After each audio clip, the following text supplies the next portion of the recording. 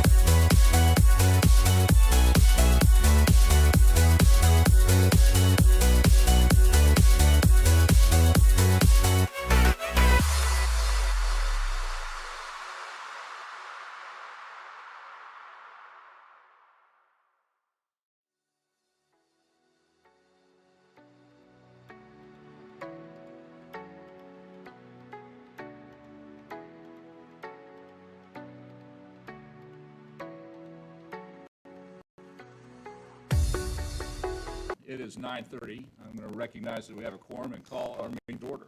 Thank you all for being here. We will start with our Pledge of Allegiance, and Deputy Chief Niemeyer, I would ask you to introduce our leaders for that this morning.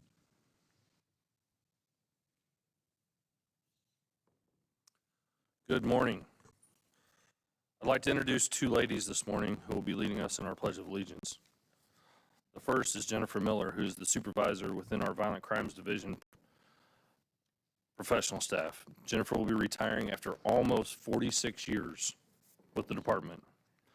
I can say I've known Jennifer my entire career. Jennifer has been instrumental in being a victim advocate long before that was ever even known, or for the most part, anyone other than the police department that had a victim advocate. Jennifer has been a member of the KCPD care team, as well as peer support. She has mentored, advocated, counseled, befriended more people than most of us will even know during our tenure at KCPD. I also know retiring will give her the opportunity to do what she treasures the most, and that is be a wife, a mother, and a grandmother. Thank you, Jennifer, for your years of dedication and service to the Kansas City, Missouri Police Department.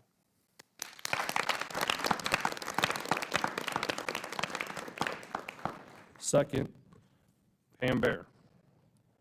Pam currently works in the Investigations Bureau office and will be retiring from the police department after almost 24 years of service, after previously having a 20-year career with the North Kansas City School District. Pam has worked at many different stations, headquarters throughout her career, but the one thing that everyone, and I mean everyone, knows Pam for is her work with the KCPD Care Team Golf Tournament. I have watched, seen, heard our members react to her retirement with one basic question. You're still running the golf tournament, right? I will announce this publicly this morning. Yes, Pam will be there for the 2026 golf tournament, the 25th annual golf tournament. She has dedicated her career to not only helping our members through the care team and peer support, but she was also behind being McGruff Crime Dog for nearly 18 years. I have been lucky enough to get to know Pam over the last couple years, working directly with her every day. She loves and supports the department, and a true hero helping our members. I know what is most important to Pam is also her family. She'll be able to retire with her husband, spend long lake weekends with her daughters and son-in-laws, and most importantly, be at every single one of her grandchildren's events, no matter where they're at in the United States. So congratulations to you both on amazing careers with KCPD and well-deserved retirements.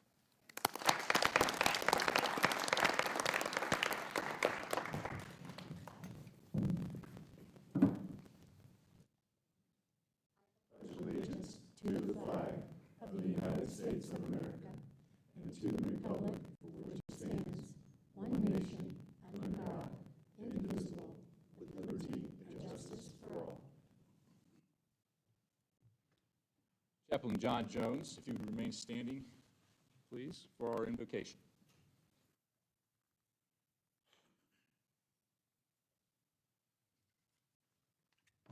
May we bow our heads in honor of our Father. Almighty God, source of all wisdom and strength, we lift up our police commissioners and all law enforcement officers to you. We pray for their guidance, discernment, and unwavering commitment to justice and service. Grant them the wisdom to make decisions, the courage to lead with integrity, and the compassion to serve our communities with fairness and empathy. Protect them from harm, both physical and spiritual, as they bear the heavy responsibility of public safety. Bless their efforts to maintain peace, deter crime, and build trust within our neighborhood. Give them perseverance through challenges, strength, and moments of weariness and unity with their fellow officers. Watch over their families who offer quiet support and surround them with your protected peace.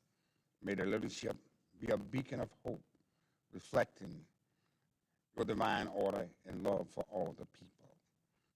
Bless our President, Councilman, Commissioner Whitaker. Bless our Vice President, Commissioner Romanos. Bless our Treasurer, Commissioner Roswell.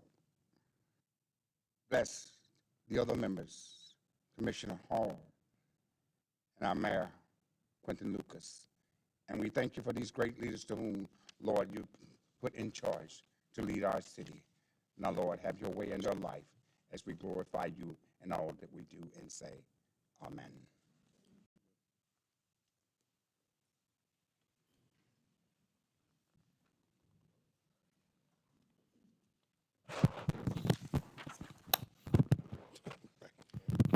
Well, All right, it works. it works. Yeah. Mayor, designate this morning. Yeah, I can talk louder. Blaise Klein, Director of Public Safety in my office, will be our presentation, talking about a few different city and council initiatives that we have worked on through 2025. Good morning, Commissioners. So just a few updates. Last month, we recently amended the chronic nuisance ordinance. This is a result of shootings that happened at parking lots this summer within close time. And so in knowing that something needed to be done to better address these problematic properties, City Council voted and passed an ordinance that reduced the number of incidents of the predicate criminal offenses outlined in the chronic nuisance ordinance from 7 to 5 incidents within 180 days, the 3 within 30 days incidents. Additionally, we created a carve-out for violent offenses, recognizing that these incidents should be treated differently than, say, public intoxication or disorderly conduct. And so with that carve-out, if you have one violent offense within the time frame and another incident such as public intoxication, disorderly conduct, that is enough to bring you within the chronic nuisance ordinance. Additionally, we also recognized that there needs to be swifter action for these violent offenses. And so prior to the amendment, all cases, regardless of the conduct that occurred, you had 30 days to abate that and work with neighborhoods. If there is a violent offense, you now have 10 days to work with neighborhoods to abate that. And for all other predicate offenses, there's still that 30-day period. Additionally, in order to make sure that the Director of Neighborhoods is able to consider the breadth of information that is out there with respect to these problematic properties, the ordinance was amended such that documentation from KCPD will still be considered, but additionally, neighborhoods can consider documentation from private licensed security and the Multidisciplinary Public Safety Task Force. And this amendment was through a lot of the help with the community, but also with KCPD commanders and trying to figure out what information is available and, educating the city that private licensed security officers also take reports. And so that, again, neighborhoods can consider the whole of information as it works to abate these issues. Next up, recently, Mayor Lucas and several other sponsors introduced what we're calling the gas station drug ban. And so in being in community meetings, which KCPD members are often a part of, it's very clear that part of the nuisance activity that we do see at these properties relates to the sale of unregulated drugs. And so we know that some of these drugs have actually even caused an overdose that resulted in death. For example, 7-H, we recently had an overdose death in Kansas City. And so the proposed ordinance that council is considering would ban the retail sale and distribution of these products citywide. It creates an administrative lever so that if gas stations or vape shops, whoever is selling these products, the city can suspend and revoke their business licenses, but also the owner and operators can be subject to criminal penalties of 15 days to 6 months imprisonment and or a fine of $750 to $1,000. And every day that these products are on the shelves would be a daily violation, which would subject you to a new offense. So the reason that that was done is to deter these businesses from putting harmful products into the market. And so I anticipate that that will be heard before council next month. And finally, the next thing that we are working on is what we're calling a retail alcohol impact area plan. And so there are several parts of town where we're seeing increased issues, and they're linked to, one, the gas station drugs, but also sale of certain container sizes of alcohol, such as nips, miniatures, half pints, 40 ounces, things like that. And so What tends to happen is that when the Public Safety Task Force goes out to these properties and engages them, they check for codes violations, things of that nature. They will also make recommendations to abate the nuisance activity, even if, that business hasn't quite yet met the thresholds of the chronic nuisance ordinance, because we would like to, nip this behavior in the bud early on. Well, what happens is those property owners will either flat out refuse to stop selling the products that the task force recommends that they stop selling, or they'll agree, but then a few weeks later, they're back to selling those products, and those issues continue to spill out into the community.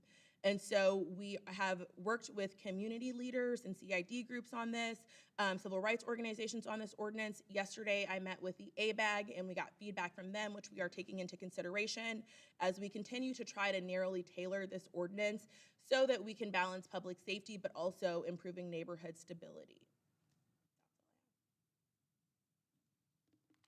Thank you.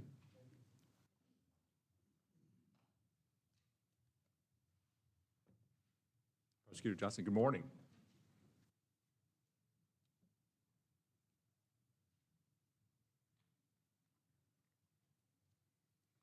Good morning, President Whitaker, Commissioners, Mayor. Good morning, Chief.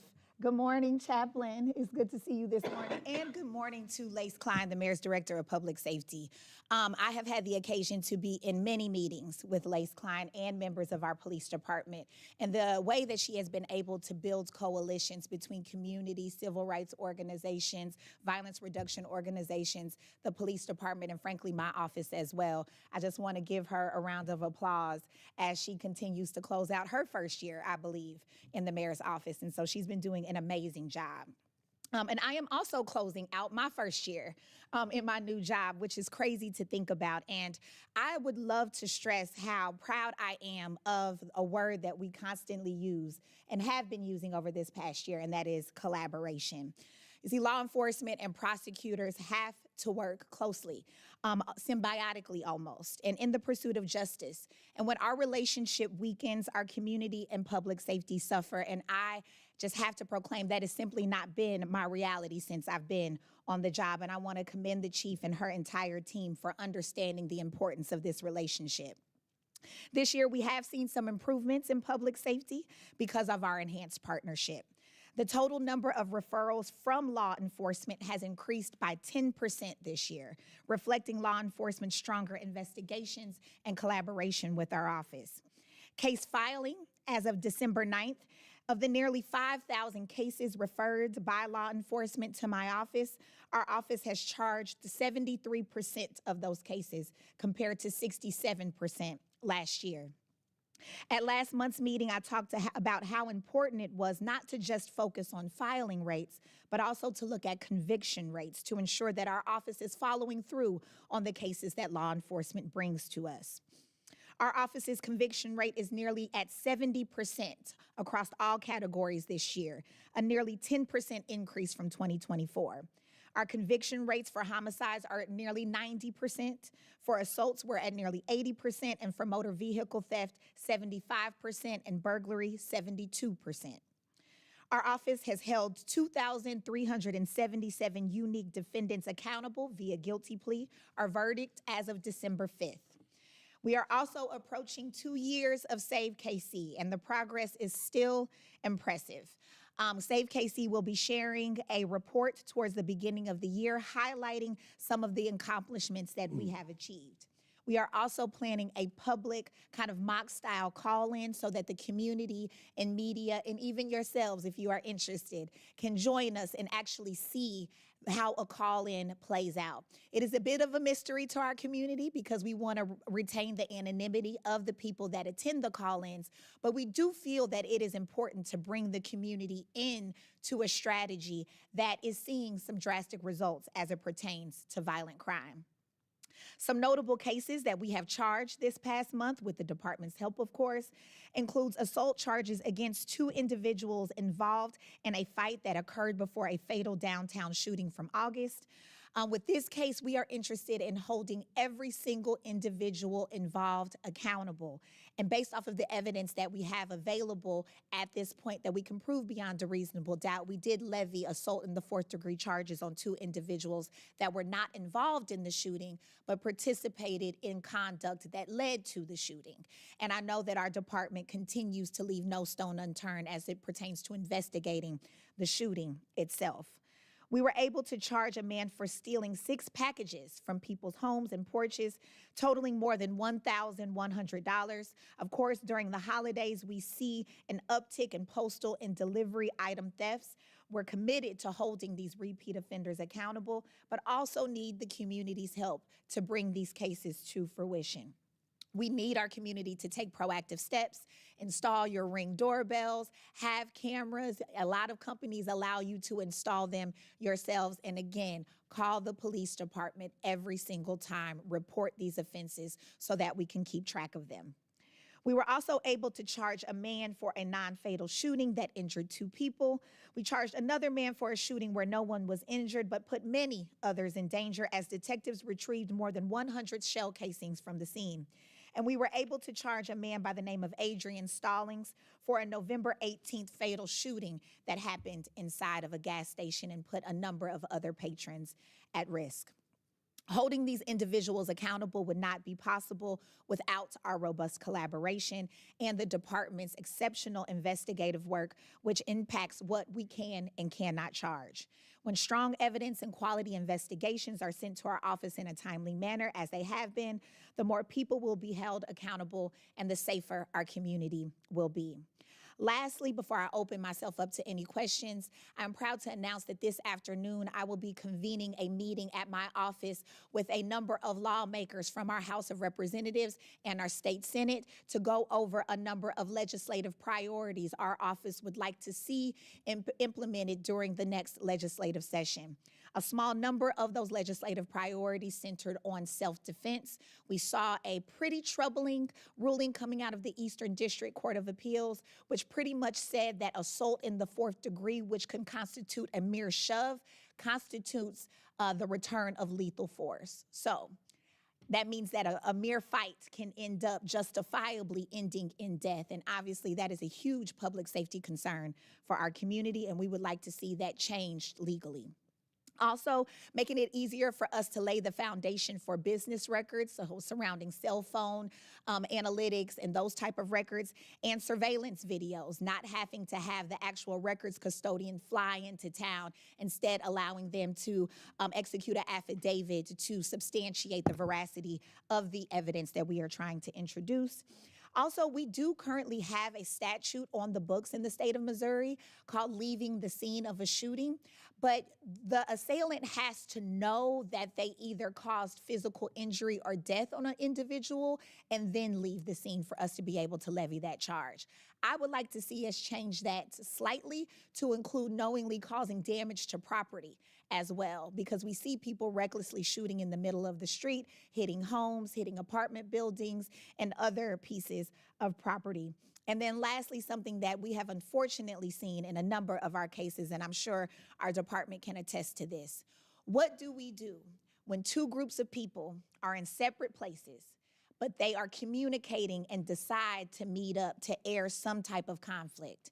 And the moment they get on scene, they immediately start to exchange fire, meaning that we cannot identify who exactly is the initial aggressor because they're both the initial aggressor as soon as they arrive.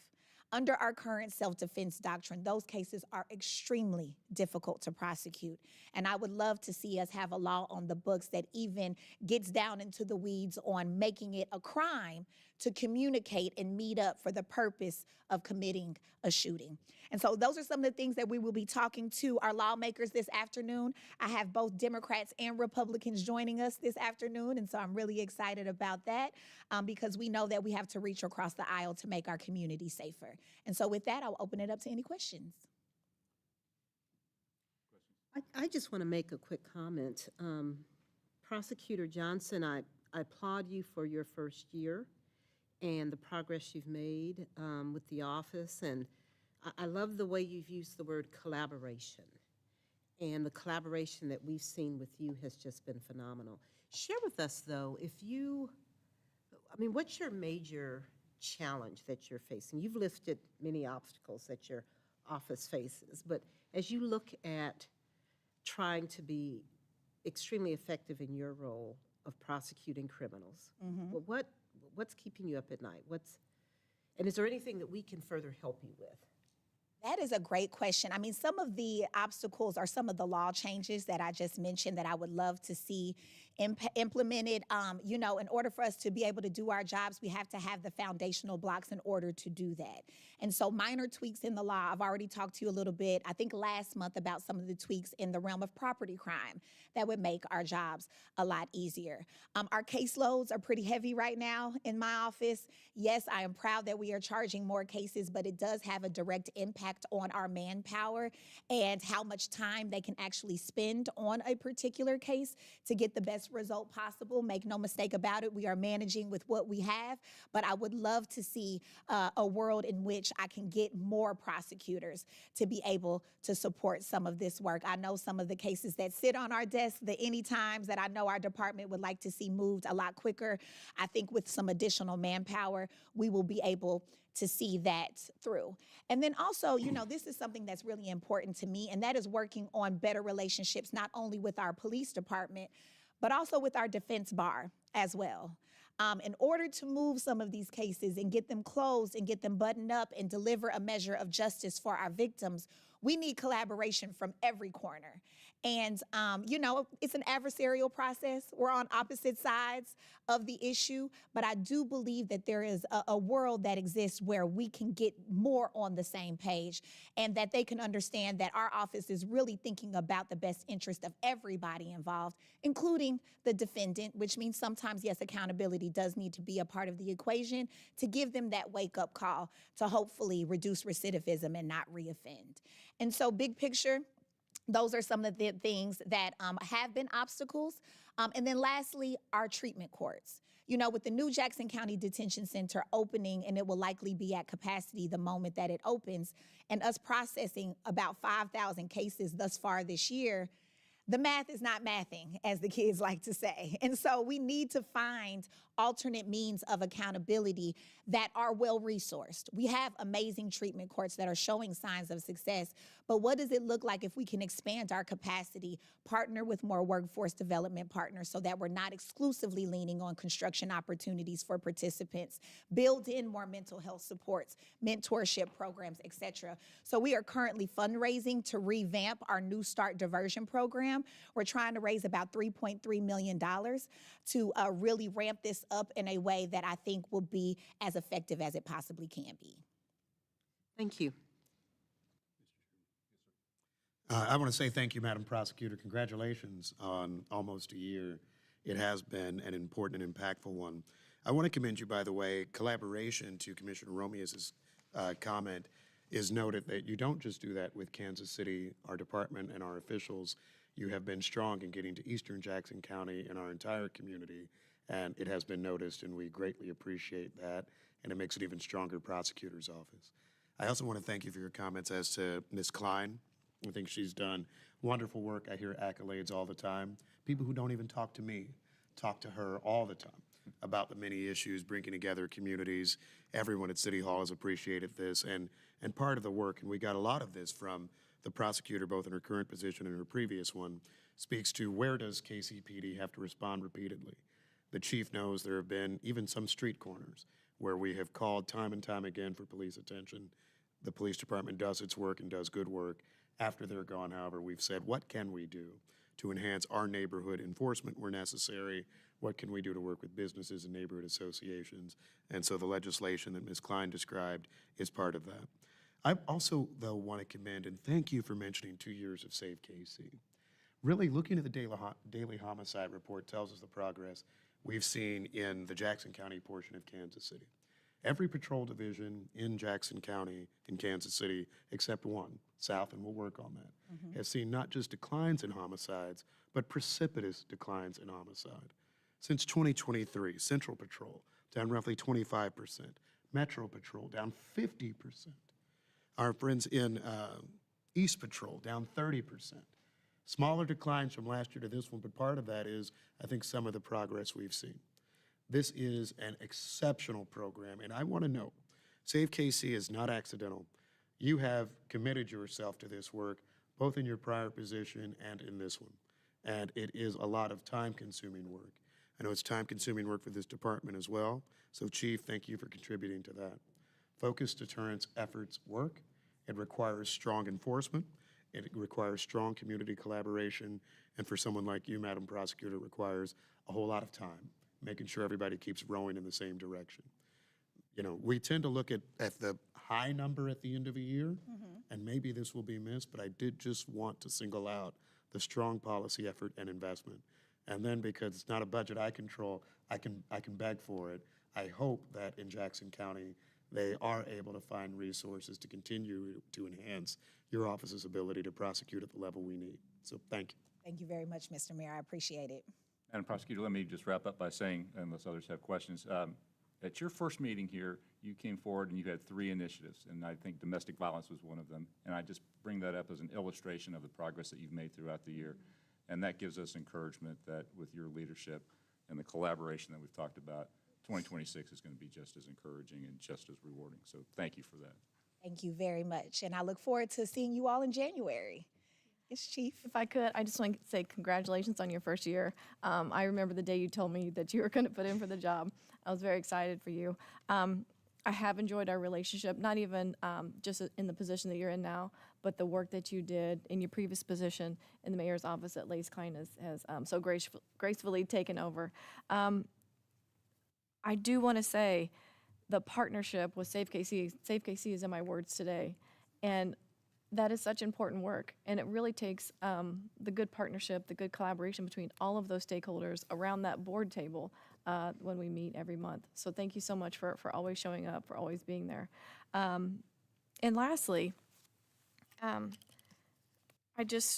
just thankful for like the ability for me to call you if there's anything going on. You call me, I call you, and that right there is priceless. We can get so much handled from just you and I having a phone call. But lastly, what I was going to say is that Major Kobanaw retired last summer. You will now have Major Foreman, who is going to be our prosecutor liaison. So you're going to be in good hands. Some of the best hands. Yes, ma'am. Major Foreman is exceptional, and I've thoroughly enjoyed working with her. When I got that news, obviously me and my team were very excited. And Chief, I just want to thank you for being one of our best partners in this work. And as it pertains to Save KC, devoting real resources to this strategy as well. It's not just my office, it's not just community. The lion's share of the investment has been here with Captain John Failer, with Deputy Chief Mabin, with Nick Sola of Gang and Squad.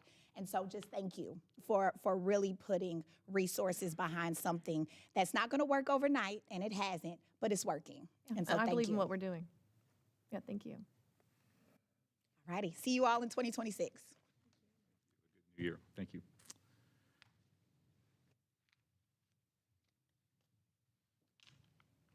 Chief Graves, I'll turn it over to you. Good morning.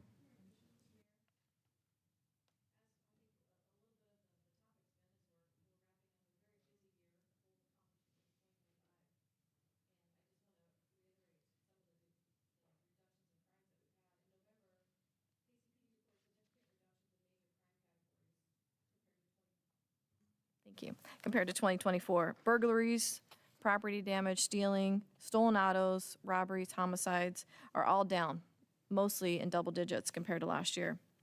We completed our 6th Save KC call-in this year as a result of collective efforts with many partners. There are significant reductions in group-related gun violence and Save KC subjects involved in violent crime. We conducted crime initiatives with federal partners, resulting in numerous arrests of violent felons, getting them off the streets of Kansas City. We conducted street racing enforcement events to include working alongside city and state legislators to enhance our ability to stop and deter this dangerous behavior on Kansas City streets. We have worked side by side with community partners for safer neighborhoods, youth outreach, and resource-driven approaches to ensure better quality of life and well-being for all, even beyond public safety. We've also worked with many businesses on crime prevention, extra patrol, and response, something I'm excited about also. We continue, and even this past year, we've embraced innovation and technology, piloting a Drones as First Responders program and implementing a data-driven technology, revolutionizing the way that we engage with our data. In 2024, we ended the year with 1,097 sworn officers, with 44 in the academy.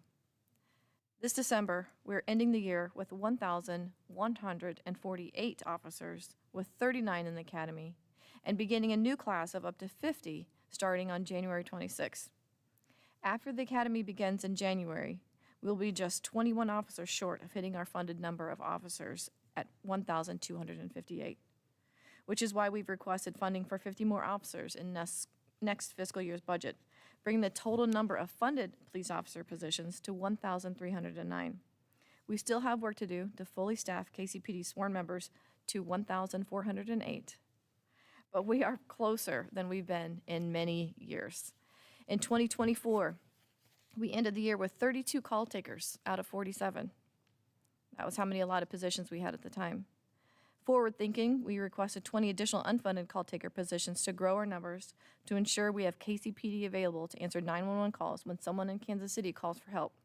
Right now, we have 48 call takers, one over the 47 funded positions, with a new call taker class starting in January with potentially 8 more call takers.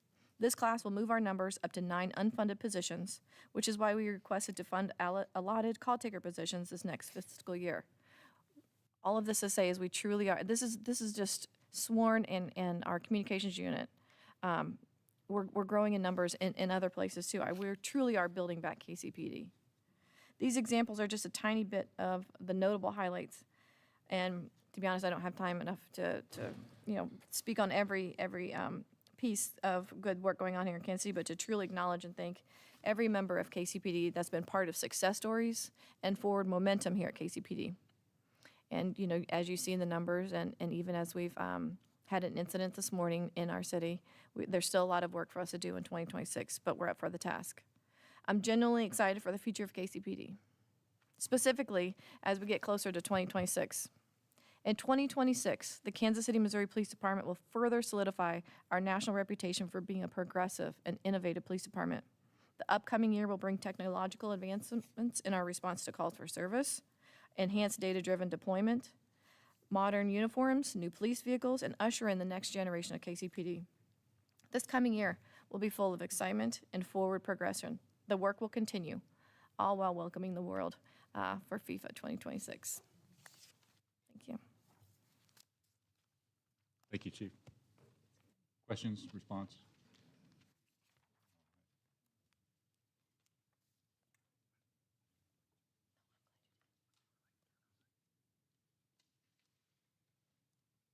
Deputy Chief Niemeyer, turn it over to you. Good morning. The Investigations Bureau information will be under tab A in your board book.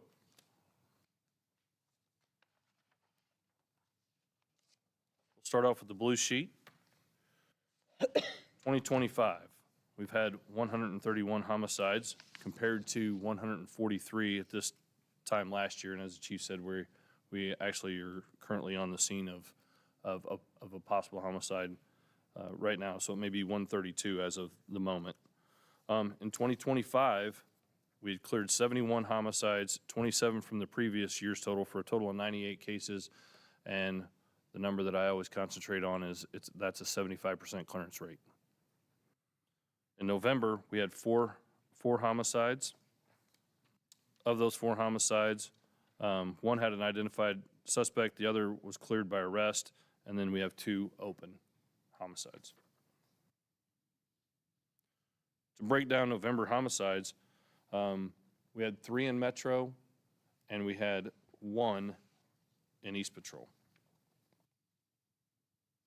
We had a great November, as far as the numbers are going.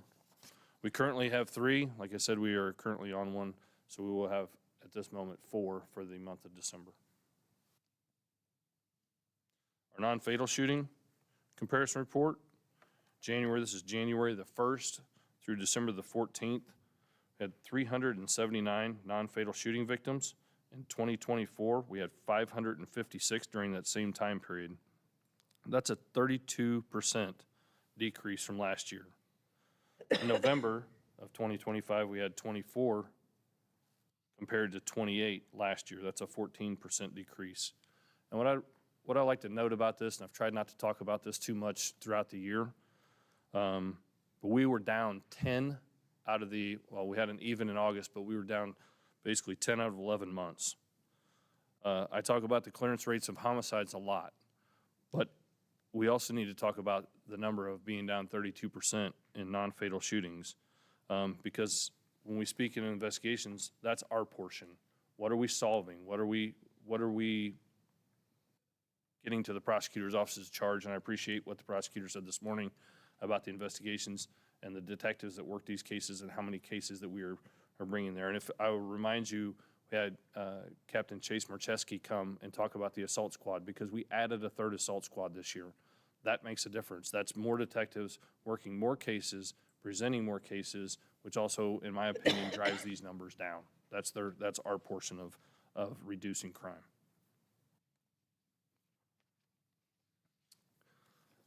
And for our case updates, it is the end of the year, and I'd like to do something a little different. Obviously, you saw we didn't have a presentation this morning because each one of the captains have already presented this year. So for case updates, I want to thank some people. I want to thank Detective Chris Kincaid, Detective Villafane, Detective Anthony Watt, Administrative Assistant Mary Mara, all of the Special Investigations Division, Detective Dustin Burnett, Detective Gary Snyder, Administrative Assistant Jennifer Miller, all from our Violent Crimes Division, Detective Jason Steinke, and Administrative Assistant Pam Bear from the Investigations Bureau Office. Thank you to all of those individuals for their service to KCPD, and congratulate them on their retirement. We get to see some of them do the Pledge of Allegiance, but not all, so I want to make sure that they are all recognized out of the Bureau. The Investigation Bureau has spent the past year informing the board of the different units within the Bureau and meeting the people from behind the scenes of this investigations unit. We had several changes in our Bureau. 3 of our homicide sergeants were promoted to commanders. We've had 3 captains who get promoted to major, and several others that were also promoted. We are excited to see what 2026, we met with all of our sergeants and captains this past month to discuss the future and what we see in 2026. And during that, one of the things that I think is important to say is they appreciate you. They said thank you to the board for being so active. You visited a lot of our investigative bureaus this year, and it doesn't go unnoticed. So thank you for being there. And with that, I'd just like to say Merry Christmas, Happy Holidays, and I'll take any questions. Questions for Deputy Chief Niemeyer? Great results. Thank you for the commitment each month, bringing in a specific area within your department so that we can have a better look at that. And I'm sure you'll continue that going into next year, because it is very much appreciated to give the board a sense of all the hard work that's going on to make these great results happen. And I know you're not resting on your laurels either. So there's a lot of good work left to be done. Thank you. Deputy Chief Maben? Good morning. Good morning.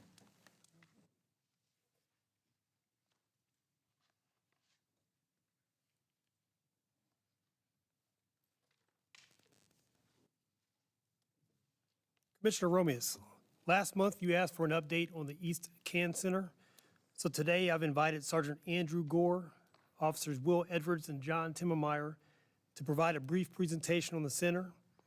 And then after that, I will go over the notable events, the median response time reports, and the traffic division report.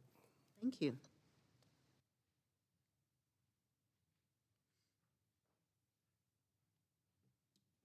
Good morning to the board and all of the command staff. I appreciate the opportunity to come up here and speak today. So today we're going to be talking about the East Zone Can Center. And to start, before we get started, I want to give a shout out to some of the people that were involved 3 years ago when I came down to community engagement that were really responsible for getting the East Can Center started. Those would be Mr. Don Maxwell. He is a business owner in the area. Councilwoman Melissa Robinson, Pastor Brandon Mims, Pat Clark, Marquita Taylor, and then Madam Prosecutor Melissa Johnson. So what is a Community Action Network Center?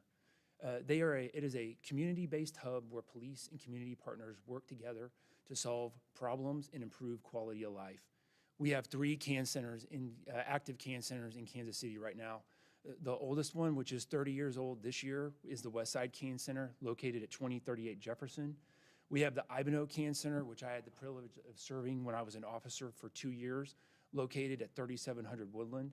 And then the newest CAN Center, East CAN, located at 3021 Prospect. Some brief history: it was established in October of 2024, so it's about a little over a year old. It's located at 3021 Prospect, and the goal of the CAN Center is to enhance community engagement and public safety. This East CAN Center encompasses 3 different neighborhoods within East Patrol. The first one is the Oak Park neighborhood.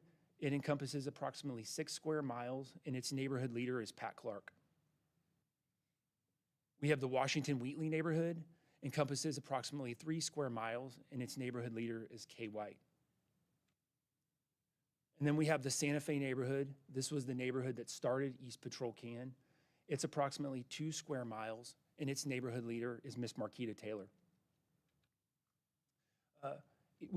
Community engagement staffs East Patrol CAN with 2 officers. We have, they're here with me. I'm going to introduce them: Officer John Timmermeyer and Officer William Edwards. Here, they have an office located out of the East CAN Center, and this is a photograph of them working outside of that. One good thing about a CAN Center is that it brings together a network of resources and community partners into one central location. Out of the East Zone CAN Center, we have, here's some of our networking partners. We have Kansas City 360. We have the Santa Fe, Oak Park, and Washington Wheatley neighborhoods. We've got Aim for Peace, Greater Impact Kansas City, a program called REACH, and then the Kansas City Health Department, and those are just a few of the ones that we operate with. So why is the East Patrol CAN Center important? East CAN builds trust within the community. Here, as you can see, we have some members of the command staff with Mr. Pat Clark. East Patrol CAN provides a central location for community problem solving. This was an event last year, or this year, back in the springtime, where we did a large-scale walk between the area of 27th and Prospect down to 35th and Prospect, and we had a large collaboration of community and partners in that Sunfresh parking lot located at between 31st and Linwood on Prospect. The East Zone CAN Center offers access to resources within close proximity to its residents. It's really imperative that the residents of these neighborhoods can get to the East Patrol CAN Center easily, and being located right there at the intersection of 31st and Prospect makes it a really great location. And then last, East Zone CAN provides support for community-led solutions. It is really important for CAN centers, for the police department to not always be the leader. It's really important for us to empower our community and our neighborhoods to take ownership for the issues and the problems in there, and for us to come in as the organization that we are and support their needs and their initiatives. In both of these photographs are initiatives that have taken place within the last year in East Patrol. So challenges. Just like anything new, when you start to build something, it doesn't always come easy. And the East Patrol CAN Center has absolutely been one of those, has been something that is, we've endured some challenges with it. So I'm going to go outline a few of those. The first challenge, and I think it's the most important, and the one that, just from my view, is the biggest factor, is time. The East Patrol CAN Center has only been in existence for 14 months. It is in its birth phases still. I know that in today's day and age, we like things to come quickly, but sometimes good stuff doesn't always come fast. It takes time to develop stakeholders, gather resources, and establish expectation between the police department and our community partners. When you look at the history of the KCPD, specifically the Westside CAN Center, we have an international model for how a CAN Center operates. It took the Westside CAN Center, which was established 30 years ago in 1995, 3 to 5 years to get a foothold and a footprint in that area. So we're, like I said, we are in the birth phases of the East Patrol CAN Center. And then when you look at like the KCPD in general, right? We've been around for 151 years. We are built like a machine. We have an infrastructure that is built for long-term sustainability, and we have a rank structure. All of those things that have us solidified. Our community partners, again, they are in their very early phases of development, and it is going to take time for those partners to grow and to build, and we are there and here to assist them.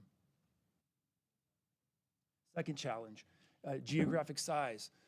Like I said, I showed you, everyone, the 3 neighborhoods. That's approximately 11 square miles of area that we're covering with this CAN center. And when you compare it to the West Side CAN or Ivanhoe CAN, both of those areas individually are both approximately 6 square miles. Neighborhood expectations, right? We have a lot of community leaders and community partners that have different visions and expectations on how they view success in their area. Everybody wants the same thing. We all have the same goal. There's a lot of different views on how we're going to achieve those goals, and it's our job to sit there and work through those. Power outages, again, when things are brand new, things break. We've had some pretty significant utility issues within the CAN Center since its inception. We've gone through stretches where we've had no air in the summer. We've had no heat in the winter. Last winter, we had a significant issue where the pipes froze. It flooded the CAN Center, and it buckled the floor, which made the doors impossible to open. And that repair alone took over 4 months to get replaced. So in that 14-month time period, the reality is we've been really operating about 10 months. And then this CAN Center is not a police department facility, and there has not been a very clear contact all the time on who is responsible for building maintenance. Space is another challenge. The East Patrol CAN Center is nice. It is a nice facility, and it definitely has a function. The space can be small at times. If there's ever an expectation that there's going to be large-scale events out of there, it just isn't logistically set up for that. All of the community leaders that we work with have expressed some level of frustration at numerous points due to the lack of space for holding community events. So with some of our challenges, we've also have some really great accomplishments. And at this time, I'm going to let Will Edwards, one of the CAN officers, come up here and speak to those accomplishments. Good morning. As Sergeant Gore stated, I'm Will Edwards, and I am one of the East Patrol CAN officers. Throughout the year, we are heavily involved within the community, both with positive public relationships, providing SEPTED for residential homes, small businesses, and apartment complexes. We also help with problem solving and just answering the general questions that the public has for us if they ask. Some of these things here, we have the community collaborations with Aim for Peace, Mothers in Charge. We also do our community cleanups and our community walks with our neighborhood community leaders.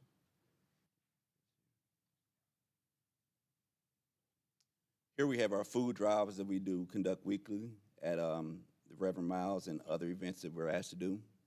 We go to community meetings and the KC 360 meeting that we collab with our community partners there. We also conduct our Faith in Blue events.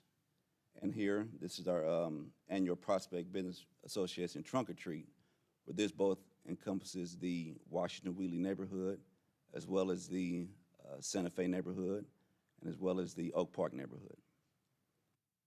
With that, I'll give it back to Sergeant Gore. That concludes this presentation and about the East Patrol CAN, and if you have any questions, I'm available.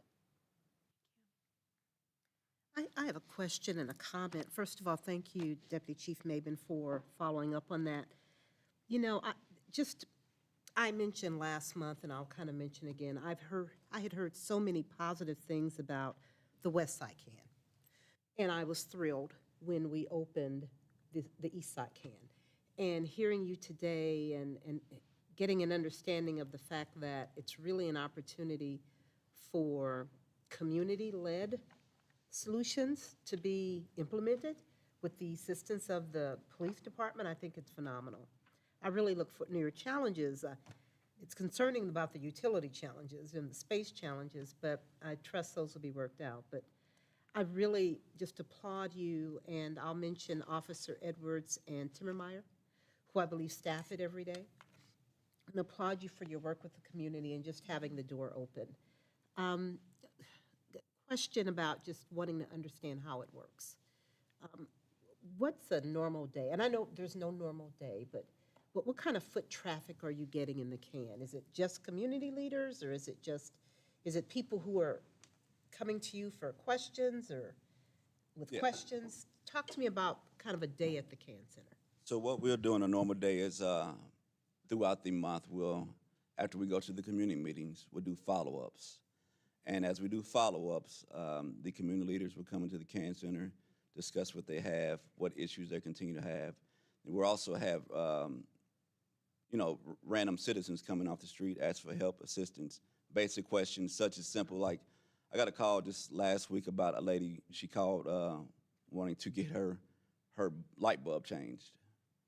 So I went to her home because she couldn't reach her light bulb, so went to change her light bulb in her, the battery in her smoke detector. So, and then we'll get calls to where if there is a dispute between neighbors, they'll call the Can Center, they'll call one of us, and then we'll rush over to break up a neighbor dispute, such as shared driveway incident, neighbors, God forbid, neighbors fighting or arguing. So that'll be a normal day. We'll also go assist with if someone's having an issue with the homeless camp that they want cleaned up, or that's kind of like an eyesore in the neighborhood. We go handle that. I'll get a call at 6:30, 7 in the morning a lot of times if children are out at the bus stop and there's a vehicle driving around that they're worried about. I'll go stop the vehicle, make sure, see what. So we get a lot going on at the Can Center, and they're able to reach out to us. We're also trying to implement because a lot of people want to remain anonymous. We're also trying to implement like a box that they can drop a letter in to say, hey, this is what's going on within the community, with our area, and then we'll go out and do a follow-up with that also. Thank you. That's amazing. I applaud you for your work, and I look forward to your next report. Thank you all. Sergeant Gore. And I just want to say congratulations to Sergeant Gore, who will be soon to be promoted to captain. Outstanding presentation.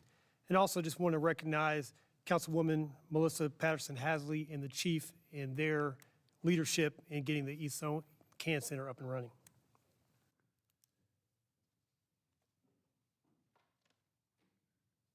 On November 23rd, Central Patrol Division established a new proactive squad.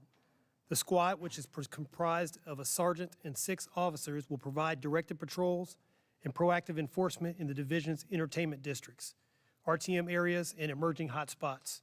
They will also work closely with other specialized units such as footbeat and property crimes. CED's community interaction officers attended 61 meetings, participated in 26 community events, and completed 6 crime prevention through environmental design assessments. They also worked with CIT and other partners to decommission 4 homeless camps across the city. And as you can see above, the CIOs also assisted a well-known community advocate who recently became wheelchair-bound by helping to design, construct, and deliver a custom wheelchair ramp to her residents to help meet her accessibility needs.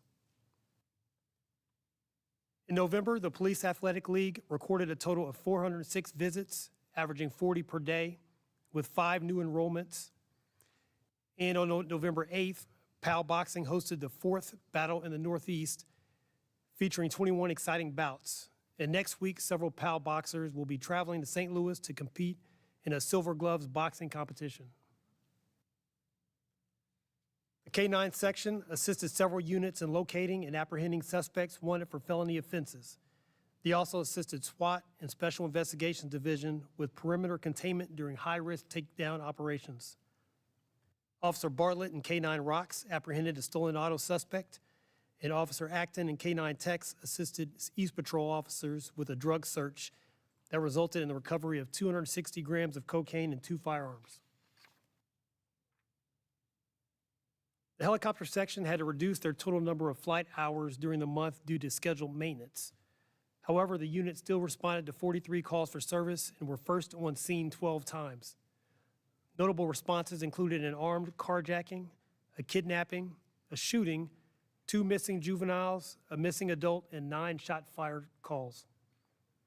They also helped with 3 vehicle pursuits and a sideshow enforcement operation. In all, the helicopter section assisted in taking 33 individuals into custody. Here are the response time reports. The median response time for responding to priority 1 calls was 8 minutes and 52 seconds. This was a 25-second decrease compared to October and a 4-second decrease compared to November 2024.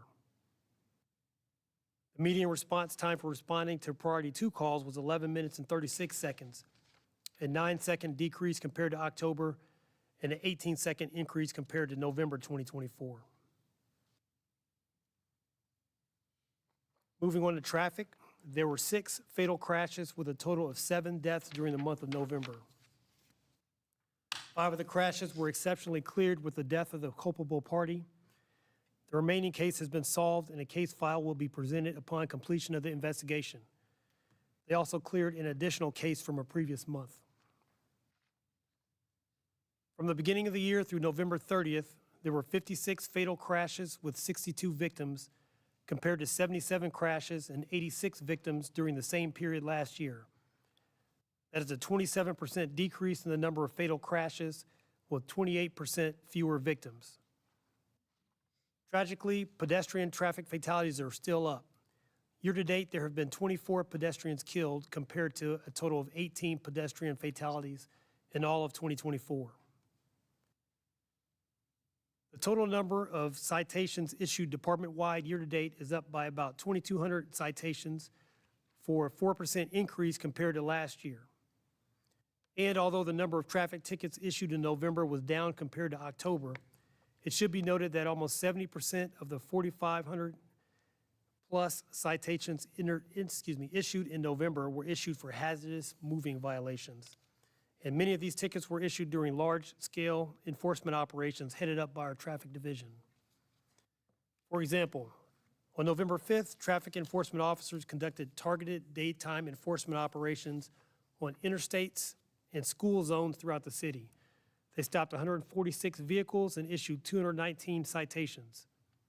And on November 14th, the traffic division and several outside agencies completed a street racing and sideshow enforcement operation at multiple locations throughout the city.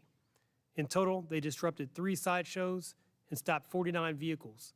They issued numerous citations, including 7 associated with the sideshows and an additional 38 moving violations. They also made 5 arrests, recovered 2 firearms, and towed 9 vehicles.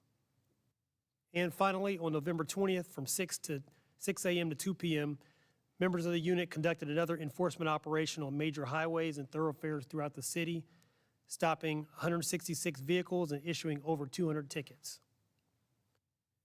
And subject to your question, that concludes my report. Questions for the Deputy Chief? Very thorough report. Thank you. Thank you.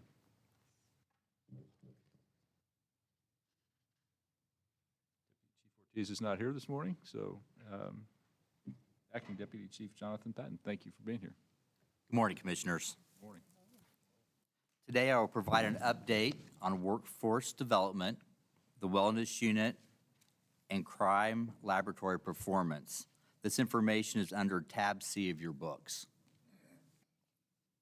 Currently, the department employs 1,148 law enforcement officers and 553 professional staff members. We have 39 police officer candidates, and we are processing 14 lateral officers.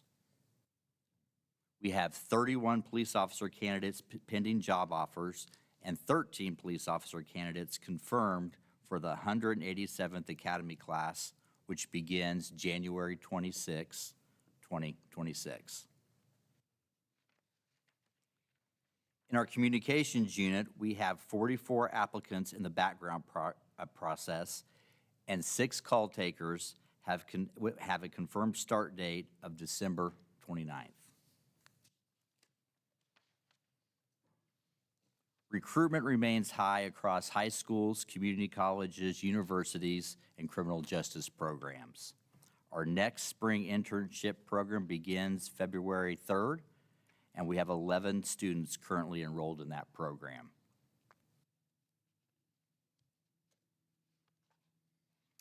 I also want to formally recognize the 33 officers who successfully completed the sergeant's promotional process.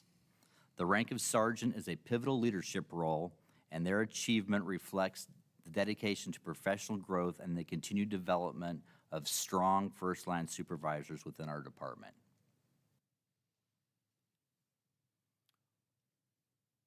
On your screen, we have several upcoming academy testing dates, including one scheduled for January 24th.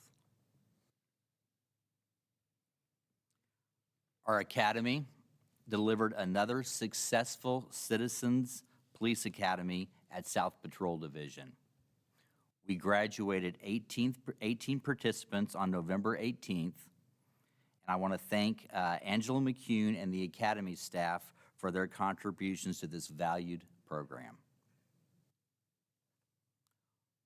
On November 12th, the Wellness Unit, in partnership with Councilman Ray, hosted a luncheon for our Communications Unit. I appreciate the ongoing support from all the council members as we continue to prioritize members' well-being. The Crime Laboratory has maintained steady performance throughout November. In November, they completed testing on 447 cases involving 2,734 items. They processed 83 crime scenes and analyzed 852 firearms-related items. They also hosted 5 lab tours with over 65 participants. And that concludes my presentation for the Administration Bureau. Thank you.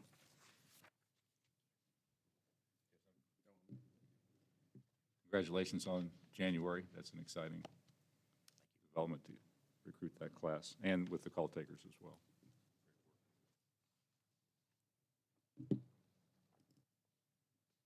Deputy Chief McCollum. Morning, Commissioners. Morning. All items for the Executive Services Bureau are located under tab D of your board book. Item A, 2025 Combat Jackson County Drug Tax Unit Agreement. The department recently received notification of the fiscal year 2025 Jackson County, Missouri Community-Backed Anti-Drug Tax Award. The Jackson County Anti-Drug Tax is funded through the Combat Commission and provides funding for sworn and non-sworn personnel assigned to the Special Investigations Division, the Kansas City Police Crime Lab, and the Community Engagement Division, along with operating expenses and minor equipment. The award is in the amount of $3,982,251, beginning January 1st, 2025, and ending December 31st, 2025. This is the 9th year for this award, and unless you have any questions, I request your acceptance. So moved. Second? Moved and seconded. Any discussion on the motion? If not, those in favor say aye. Aye. And opposed? The motion passes. Item B, 2025 Combat Law Enforcement School-Based Initiative Cooperative Agreement. The 2025 Combat Law Enforcement School-Based Initiative, formerly known as DARE, is designed to provide students with knowledge, positive self-image, and social skills needed to reject the use of illegal drugs and controlled substances. Part of the Jackson County anti-drug tax is funded through the Combat Commission to the department to run a law enforcement school-based initiative program in parts of Kansas City which lie in Jackson County. The award is in the amount of $225,000 and for the period of January 1st, 2025 through December 31st, 2026. This is the 28th year for this award. Unless you have any questions, I request your acceptance.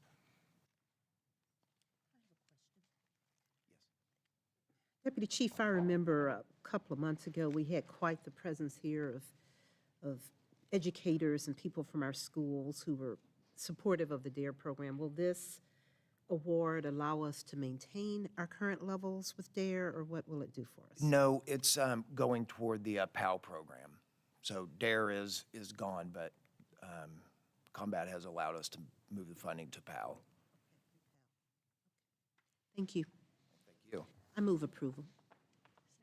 Moved and seconded. Any discussion? If not, those in favor say aye. Aye. And those opposed. Motion passes. Item C, bid 2023-11 ballistic protection vests renewal.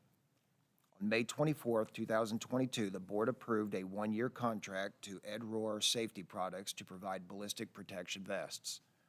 The original contract period was from June 1st, 2022 through May 31st, 2023, with an option to renew for 4 additional one-year periods. On June 1st, 2025, the contract was extended through December 31st, 2025, due to the department converting to a newer version of the ballistic protection vest. This contract period will be from January 1st, 2026 through December 31st, 2026, and will be the 4th and final renewal. Unless you have any questions, I recommend approval to renew a one-year contract with Ed Rohr Safety Products for an anticipated expenditure of $572,013. So moved? Moved and seconded. Any discussion? If not, those in favor say aye. Aye. And those opposed. Motion passes. Unless you have any questions, this completes my portion. It's an easy month. It is. Wish every month was like this.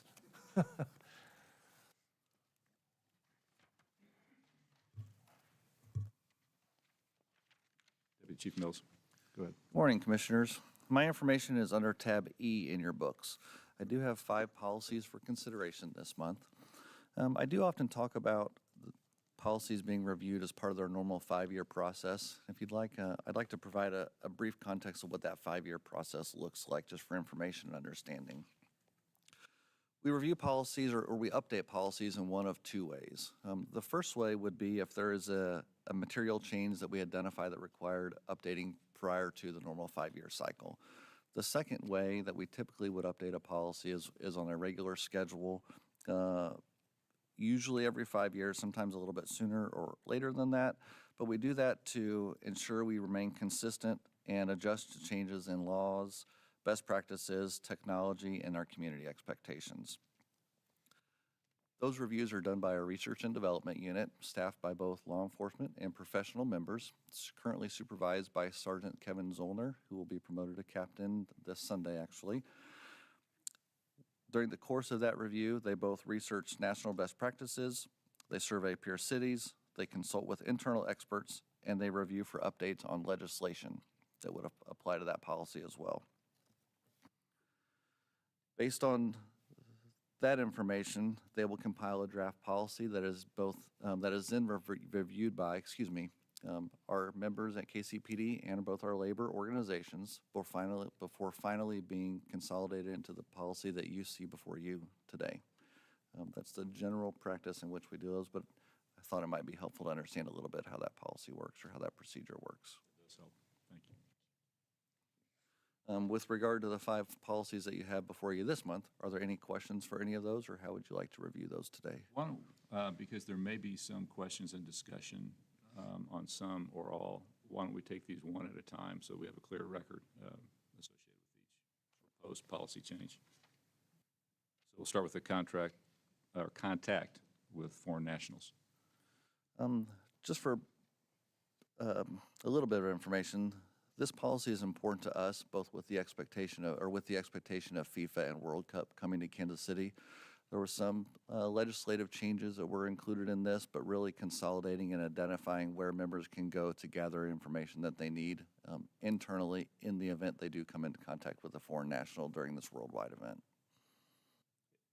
I'm going to try and summarize this and tell me if I get it somewhat right, but to me, this policy seems to cover 3 primary areas, and for members to be able to notify the appropriate nationality in the event there is an event or an arrest or a stop.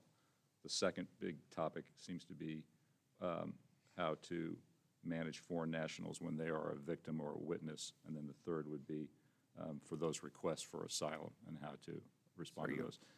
Am I looking at that in the right framework? It's really those 3 areas that the Yes, policy sir, you're addresses? correct. You picked up my question. I beat you to the punch. All right.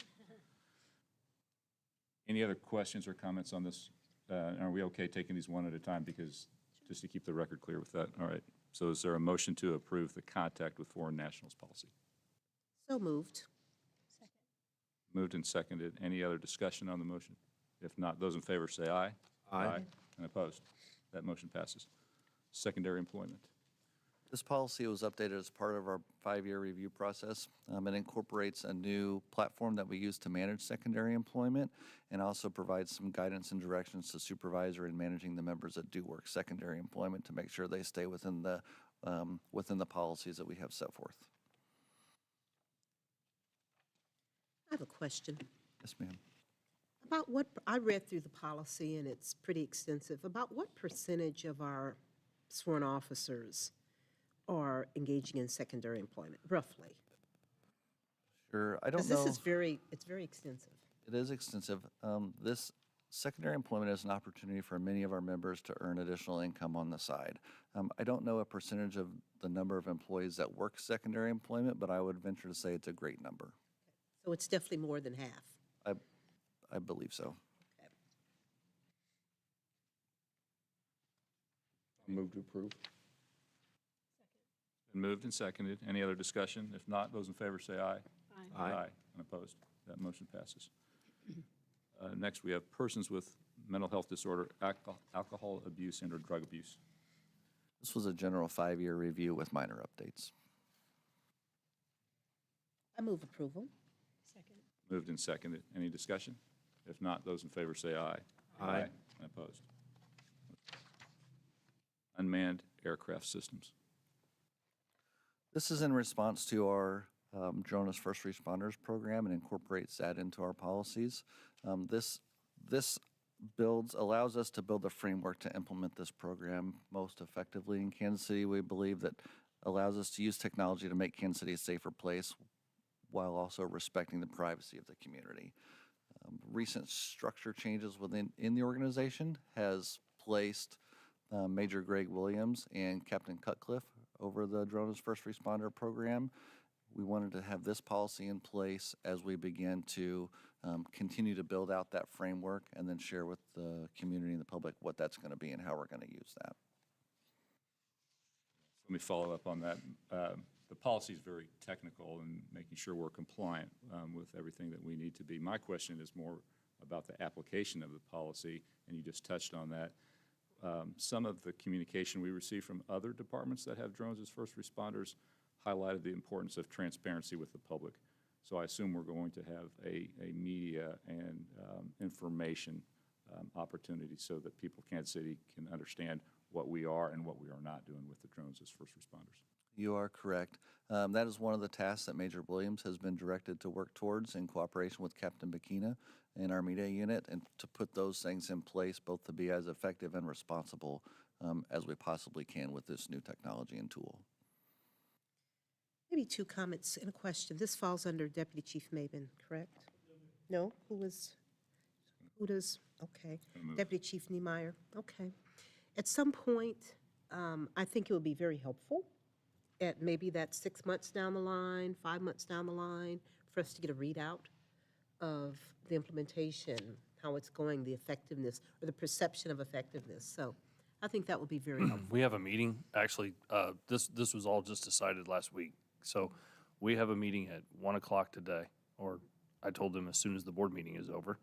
So hopefully 1 o'clock today, where we will basically start from, they've already started the program, but we will have all of the things in place, all of the things that we need to work on, whether that's personnel, infrastructure, all the policy, anything that we need to go over to start this division. So 6 months would be great so that we get a chance to put it together, because literally the command staff itself will just have their very first meeting. They've been working on this. They've been working on it at the chief's office for weeks and months now to get the basics down. But we will really start implementing things today. Good to know. And I would plan to have, and Deputy Chief Niemeyer can discuss this offline, but this is something that, even still as it's developing, that we would be more than happy to present to the board to give you an idea of what it is, what it looks like, and how it's going to be operated. We've been working in an implementation or a pilot phase for some months now, getting through the regulations, making sure that we're training, just all of the things that are going to go into this. We want to make sure that we had this policy in place, then moving forward to the implementation phase. And I could foresee us having some type of presentation probably in the first quarter of '26. I look forward to that. I would think key would be how you're going to implement this into our existing patrol, helicopter, investigation. I mean, how all of that's going to be, how this is going to be meshed together to be the synergy of it all. I'll make sure that, just like this year, we'll have a presentation just like we've had for the other units, and we'll have that command staff here along with other individuals. Deputy Chief Maben and I have talked about this quite a bit as how this could work in conjunction with the helicopter as well, because we're gonna have that, plus we have we have some additional folks that are gonna be in this division, but until we get it worked out today amongst commanders and a lot of people have questions, including myself, but that's what today's meeting is about, is to figure it out, and I think we've done that in other units, other parts of the Investigations Bureau as well. So we're looking forward to it. I think everybody's excited for it. It's something that's new, it's innovative. There's only a few other cities that have it, so it's gonna be exciting. But we will, anytime, feel free. I foresee next year's board meetings differently, just like this year's were differently. That will be probably an ongoing section to talk about as it's coming through and it's being implemented more and more and more. So I can see next year's presentations. You'll get an update almost every month on that. Thank you. Anything else on the unmanned aircraft policy? Move for approval. Moved and seconded. Any other discussion on the motion? If not, those in favor say aye. Aye. Aye. Those opposed? All right, the last one, we saved the best for last, uniform regulations. This policy is both as part of a normal review process, but also in anticipation for upcoming uniform changes and providing some consistency in our uniform members. Move to approve. Moved and seconded. Any other discussion? If not, those in favor say aye. Aye. And opposed? Thank you. Anything else? No, sir, I appreciate it. Thank you. Mr. Weiner? Good morning, Commissioners. My report today will be in closed session.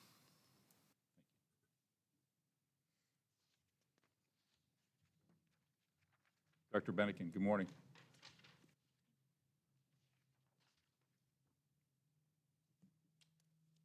Good morning, Commissioners, Chief Graves, Command Staff, and all the officers and guests present. I'm going to forego a statistical breakdown for this month so that on next month we can talk about a overall snapshot of complaint activity for 2025.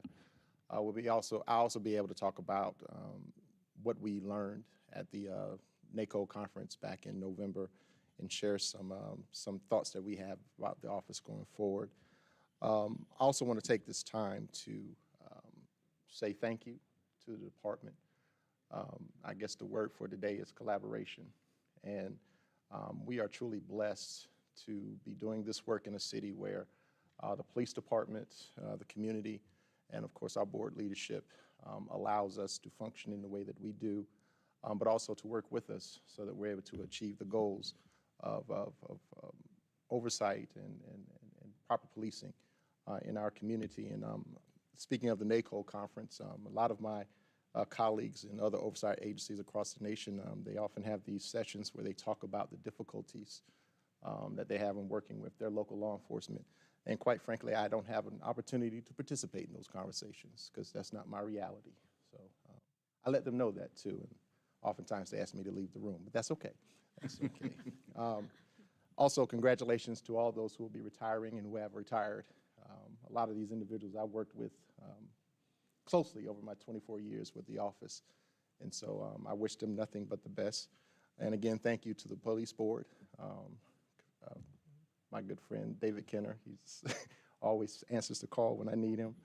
But I particularly want to thank the OCC staff, and give me a moment to just call them by name. Karen Williams, Ora Rogers, Tiara Watley, Diane Mazzucato, and Stephanie Hamilton. they make me look good. And so I just thank them for all of their hard work and dedication. I know that no one assumed that that job would be a 24-hour position, but sometimes I have to text you at 1 o'clock in the morning. I don't know. Things happen. So I really do appreciate all of the things that they do. Chief Graves, you've just been wonderful. Thank you for all of your hard work, and also to the command staff.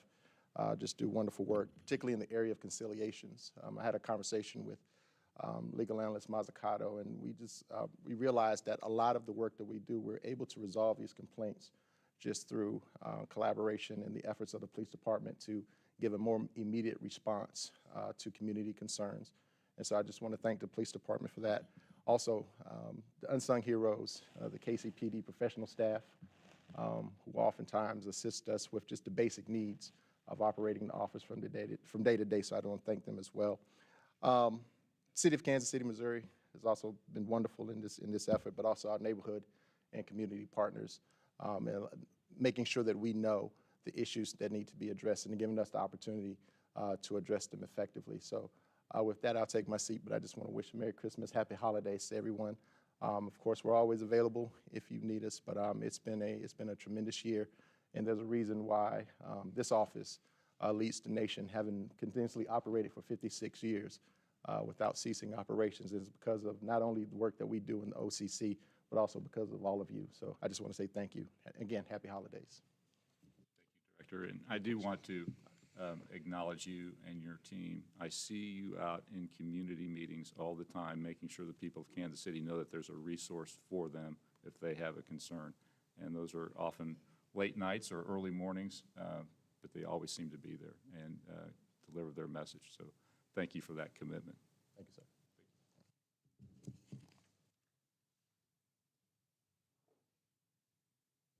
Mr. Kim? Yes, we have one public comment, Rachel Thomas.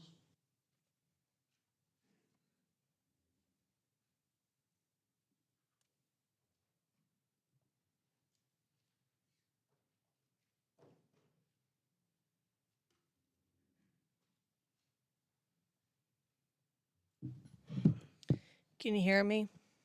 Yes. I would like to remind all of you, Blaine Newton emptied his clip into a van. He didn't know anyone was in. He didn't know who was in there. And that the families of Kristen Fairchild and Marcel Nelson will have an empty seat at the table for the holidays due to your years of violence riding along with Blaine Newton. You may disagree with that statement, but you've had many days, weeks, years, and opportunities to simply fire Blaine Newton. You have photo and video evidence that Blaine Newton is a serial killer. Blaine Newton is a serial killer who abuses children with power you have given him.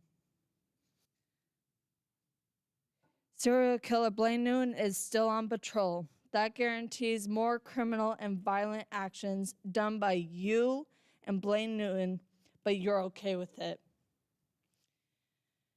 I also would like to remind you, Ashley Fulkerson should be here. Johnny Harris Jr. should be here. Tyrone Holman should be here. Donnie Sanders, unarmed and killed by Blaine Newton, should be here. James Michael Jr., McNeil Jr., Javon Hawkins, Yamal Irwin, Eugene Williams should be here. Terry Davis should be here. Timothy Wilson Jr. should be here. Anthony Bruno should be here. Kevin Ellis, Jessica Jones, Cameron Lamb should be here. But here's to a year of all of you turning off your body cams. I will waste the rest of your time.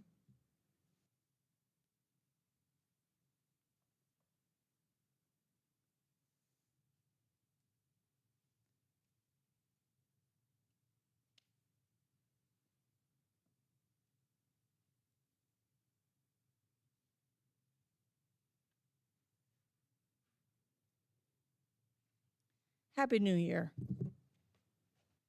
No others, Mr. Kim? That's all we have.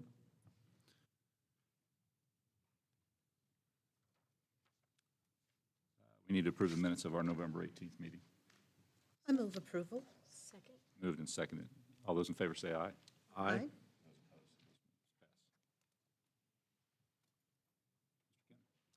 Thank you.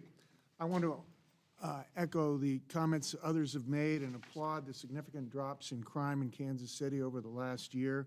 I believe this is thanks in large part to the increased hiring that the department's been able to accomplish, which has been enabled by the budget increases. These are so important for the department, and we need them to keep going. And I want to then wish everybody a very Merry Christmas, a Happy Holidays, and a great New Year. Commissioner Hall. Thank you so much.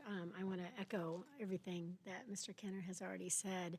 It is, in the short amount of months that I've been here, I have been very pleased and encouraged by the uptick in the amount of people that we have hired, the amount of people who are wanting to be hired by KCPD, the increase in interest in becoming a law enforcement officer or a non-sworn member of this great department, and it's been very pleasing to hear that.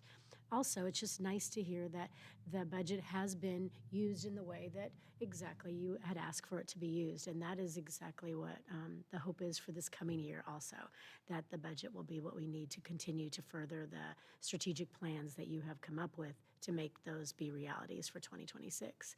And so I'm looking forward to that and working with you all again in the new year. I've been honored to be a part of this board so far for this year and with these great commissioners up here, so I'm grateful to continue to do that along with all the officers and the non-sworn members of this department to make Kansas City a better community every day. So thank you so much and have a wonderful holiday. Commissioner Boswell. Thank you, Commissioner Whitaker. I'll start by making a comment on the Drones as First Responders Program, Deputy Chief. I was thrilled to see the new policy put in place. Coincidentally, about 2 months ago, I happened to be in Major Williams' office and got my unexpected ride along on a drone mission, and it's truly impressive technology, and I'm looking forward to how you integrate it into the overall policing and the excellence that we have in this department. I also want to echo the same comments of Commissioner Hall and Mr. Kenner that, Chief, the statistics are all heading in the right direction, and congratulations on that. Like Commissioner Hall as a newcomer, it's been thrilling to see your focus on continual improvement. I know you strive for perfection, which is impossible to obtain, but certainly on behalf of myself, to you, your command staff, and the entire department, certainly appreciate those efforts, and just happy holidays to everyone, and look forward to the new year. All right, everyone, so I want to repeat a couple of things I heard today, and that I believe I heard the chief say that we've got a progressive and innovative police department. And I love those comments because it's all because of her leadership and the leadership of her team. But I'd like to kind of give a shout out to a group of people who helped me quite a bit. And a comment was made earlier, and it made me realize how significant their role is, and that's all the sergeants. I have a sense, and from working with some of them, that they're kind of the folks behind the scenes that make a lot of it happen. So thank you for what you do. I want to commend Sergeant Gore and Sergeant, I think it's Zollner, who are about to be promoted, and all of those who are about to be promoted going into the new year. That has to be exciting.